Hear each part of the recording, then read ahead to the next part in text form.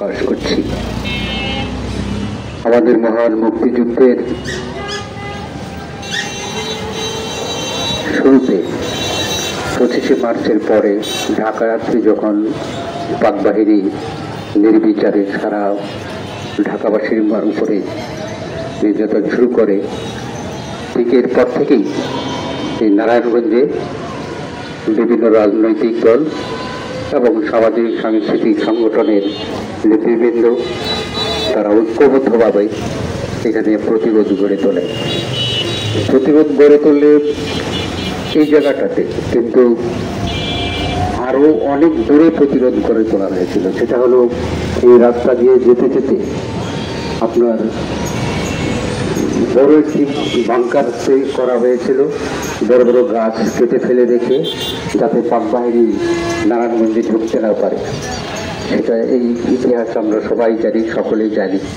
কিন্তু আমার বক্তব্য হচ্ছে যে আমার কাছে মনে হয়েছে যে এই গ্রামবাসী এবং সাংস্কৃতিক জোট তারা যদি ঐক্যবদ্ধভাবে এই স্মৃতিস্তম্ভটি যদি আপনার নির্মাণ না করত, তাহলে নারায়ণগঞ্জের মুক্তিযুদ্ধের ইতিহাসে প্রথম যে যুদ্ধ, সেই যুদ্ধের কথাবার্তা আমরা জানতাম না এবং আমাদের জানা সম্ভব হতো না।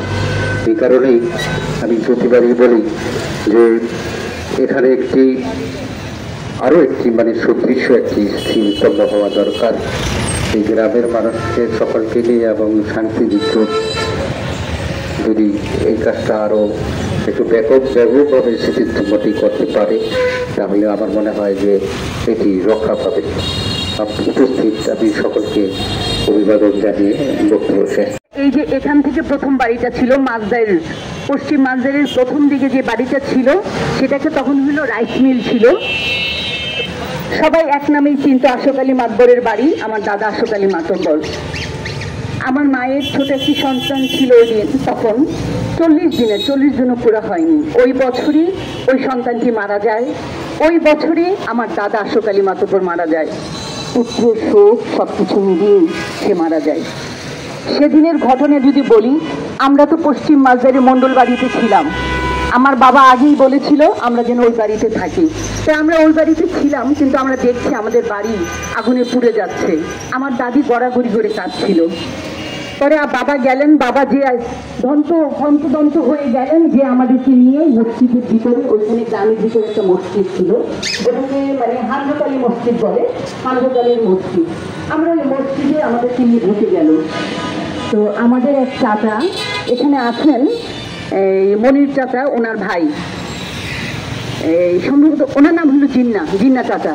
জিন্না চাচার পায়ে গুলি লেগেছিল। গুলি লাগার পরে টপ টপ রক্ত পড়ছিল মিলিটারি। ওই রক্ত দেখি মসজিদের ভিতরে ঢুকলো। ঢুকে কি করলো, মসজিদের দরজায় যখন খুব আঘাত করছিল তখন বাবা দরজাটা খুলে দিয়েছিলেন। আমার বাবা সহ আরো 5 জনকে তখন ওই মসজিদের ঢালুতেই মারা হলো।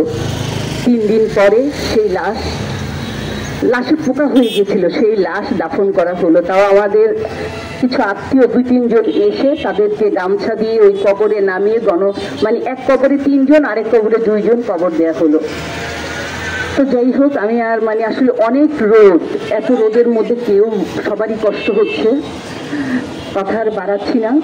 আমি ধন্যবাদ জানাচ্ছি নারায়ণগঞ্জ সাংস্কৃতিক জোটকে, আমি ধন্যবাদ জানাচ্ছি বাসদ রাজনীতি দলকে, আমি ধন্যবাদ জানাচ্ছি এখানে যারা যেসব নেতৃবৃন্দ আছেন সবাইকে আমি শহীদ পরিবারের পক্ষ থেকে ধন্যবাদ জানাচ্ছি। ধন্যবাদ। মসজিদে আল্লাহর ঘর মসজিদ বলে সারা পৃথিবীর মানুষ, সে মসজিদে পালাইছিল আমার ভাই।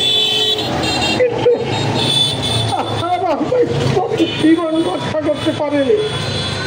আমি কি বলবো, বলার মতো ভাষা আমার হারিয়ে ফেলেছি। আমি ওই পরিবারের সবচেয়ে ছোট ছেলে। আমি তৎকালে মোটামুটি বড়। আমরা মধ্যনগর চলে গেছিলাম আমাদের বাংকালের অনেকে। এরপরে 3 আইসা দেখি 5টা লাশ মানুষ, কারো কেউ চিনে না, চিনার মতো নাই। ইরায় গুড়গুড় গুড়গুড় গুড়গুড় করতেছে সমস্ত শরীর। একটা দেহ তিনটা দেহর মতো হয়ে গেছে, কাউকে কেউ চিনে না, চিনা গেছে শুধু যার যার কাপড় দেখা। তৎকালীন ওই মুলকুত মাদবর সাহেব আমাদের জেঠা ফতুল্লা ভাইয়ের চাচা, উনি, তারপর গরম চাচা, শুক্কুর, আমি, আমার আব্বা, আমার আম্মা, এই পোড়া বাড়ির ইতিহাসে মসজিদের সামনে যে দাফন কাপন করবো, সে কোনো কাপড়ের ব্যবস্থা ছিল না। একটি কোদাল পাইছি, সেটারও আচার নাই। লাউ জাগার থেকে বাঁশ আইন না, সে কোদালের আচার বানাইছি। মাটির কলস দিয়া পানি নিয়া তারপর গোসল টোসল করাইয়া, কোনো মোল্লা মসজিদ ছিল না।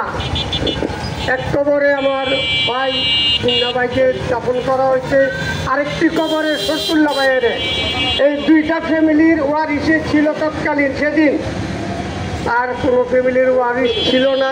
গভর্নমেন্ট গাছের উপর থেকে এলো পাতালি ঠিক সামনাসামনি গুলি করতে আমরা জীবন নিয়ে পালাইতে বাধ্য হয়েছি।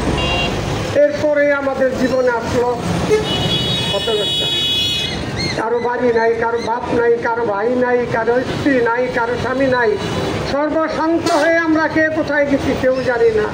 আমি সময় দীর্ঘায়িত করতে চাই না রৌদ্রের ভিতরে, এরপর আরো অনেকে বলবে। আমি এই বলে আমার শহীদদের স্মৃতিচারণ অনুষ্ঠিত হয়ে আসছে।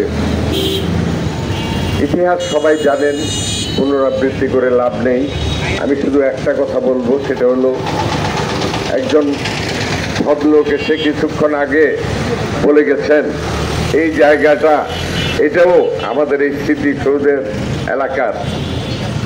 এই জায়গাটা কিভাবে পরিচ্ছন্ন রাখা যায়, কোনো ব্যবসায়ী যাতে এখানে তাদের ব্যবসায়িক সামগ্রী না রেখে এলাকাটাকে নষ্ট না করেন, বিনষ্ট না করেন, এই শ্রদ্ধার জায়গাটাকে যাতে ক্ষতিগ্রস্ত না করেন, এখানে আমাদের ছোট ভাই জাহিদ সুজন বলে গেছে এবং বাসুদের কিছু বন্ধু আছেন এখানে, তাদের প্রতিও আমার আহ্বান থাকবে, আপনারা উদ্যোগ নিলে, আমরা উদ্যোগ নিলে এই জায়গাটার পবিত্রতা রক্ষা পাবে এবং আমাদের শহীদদের স্মৃতি আমরা প্রতিনিয়ত সুন্দরভাবে বসে এই খররৌদ্রে বসতে হবে না। আমাদের অনেক কিছু করে আমরা এখানে বসার একটা সুন্দর জায়গা করতে পারি। এই আহ্বান রেখে আমরা